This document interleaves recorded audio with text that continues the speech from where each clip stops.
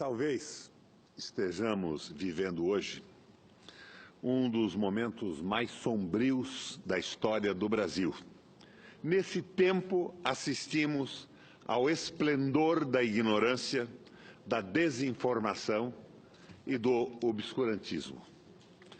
Talvez fosse assim o tempo todo, mas a restrição e elitização dos meios de comunicação impedissem que o distinto público se fizesse ouvir além dos círculos que frequentava. A internet destaramelou a língua e destravou a inibição de dezenas de milhares de brasileiros. É livre falar, é só falar, diria Milor Fernandes. E o que se fala? Humberto Eco, irritadíssimo com o que lia na internet, disse que as redes sociais haviam dado voz a uma legião de imbecis. No entanto, pelo menos no que toca ao caso brasileiro, não é bem assim. Quer dizer, não foi apenas a um grupo de iletrados, gente grosseira e abrutalhada, que as redes sociais deram voz e visibilidade. O analfabetismo político não é um privilégio daqueles supostamente incultos, rústicos, ou dos leitores da Folha de São Paulo, que opinam com a desinibição notável sobre qualquer assunto, de futebol à política, atropelando pelo caminho as relações internacionais, a cultura, a religião e a filosofia. O analfabetismo político nesses dias tão trevosos da história do Brasil dá os ares de sua desgraça no parlamento, no executivo, no judiciário ou no Ministério Público, na academia, nas igrejas, nas ditas altas rodas da dita alta sociedade. É claro, entroniza-se com fanfarras e foguetório nas redações de nossa gloriosa mídia, notadamente na mídia comercial e monopolista. Deixei de lado os economistas de mercado, os comentaristas da Globo News e da CBN, porque quero bem a alguns analfabetos e não quero alinhá-los a tal companhia. Aliás, fazendo um parêntese, se revela hoje que o Senac paga por uma palestra de um desses mervais da vida R$375 mil com dinheiro público. Um verdadeiro escândalo. Bertolt Brecht, com a agudeza que o fez um dos mais referenciados intelectuais do século XX, definiu para sempre o que é um analfabeto político. Para Brecht, o pior de todos os analfabetos é o analfabeto político, pelo extenso mal que causa à sociedade.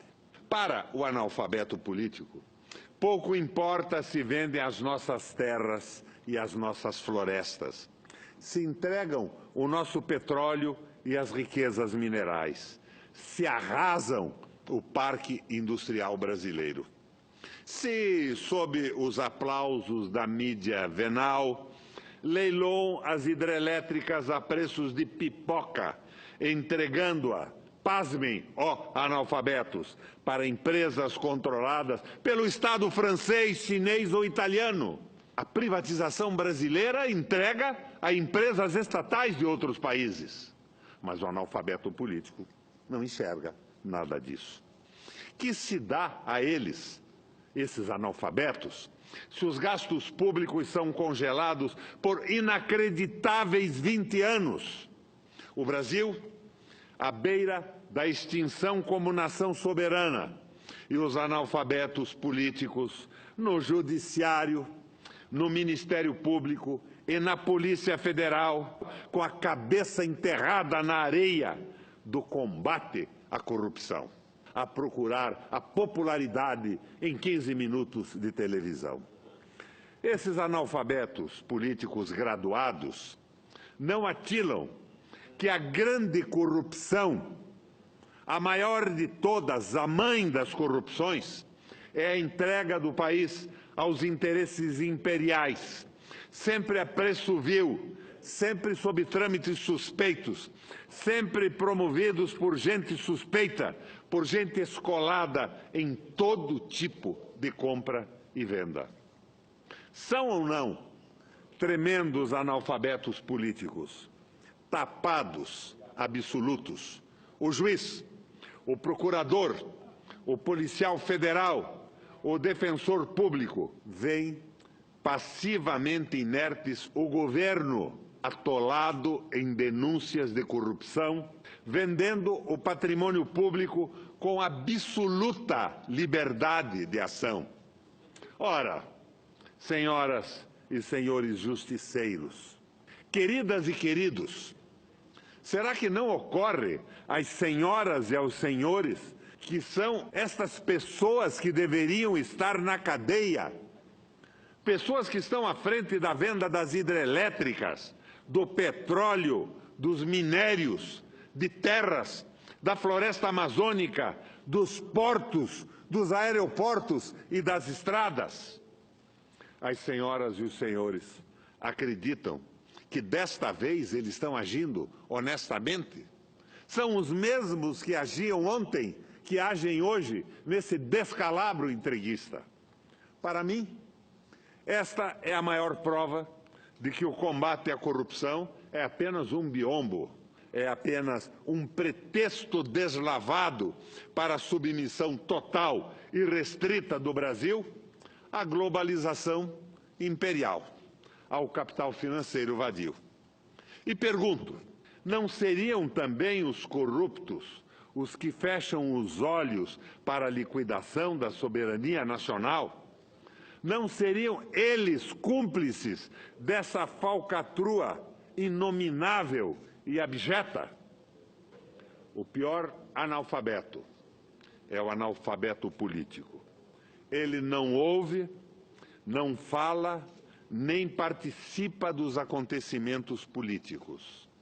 O analfabeto político não sabe, não quer saber, ou se sabe é conivente, porque é um quinta coluna ou um traidor que a desnacionalização do sistema elétrico e do setor petróleo, que a privatização da infraestrutura aeroportuária, rodoviária, ferroviária e hidroviária, que a desindustrialização e a primarização da economia brasileira levará ao país a se transformar num mero Estado associado a grandes potências, renunciando para sempre à soberania, à dignidade, o respeito, a autoestima, a honra, o desenvolvimento e a boa qualidade de vida para toda a nossa gente.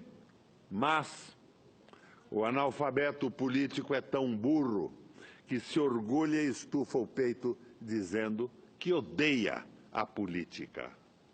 Escolas sem partido, sem política, sem ideias. O analfabeto político é tão idiota que se apaixona perdidamente, prontamente pelos políticos que dizem que não são políticos, pelos políticos que também dizem que odeiam a política. O analfabeto político está sempre pronto para aderir ao primeiro picareta que surja na esquina, desfraudando as bandeiras da moralidade, da ética e da política sem partidos.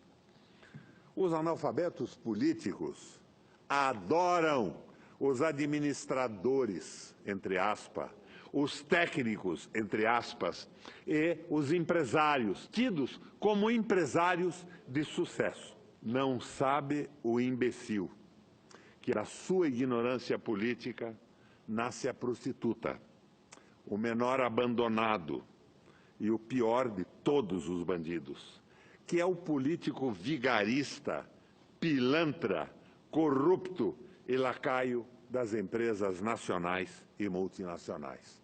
Hoje, o capital financeiro que tenta dominar o mundo. E é representado pelos Meirelles, pelos Goldfein, que não sabem nem se preocupam em saber quanto custa 1 quilo de feijão, 1 quilo de arroz ou uma posta de carne para dar a mistura no almoço de um pobre trabalhador.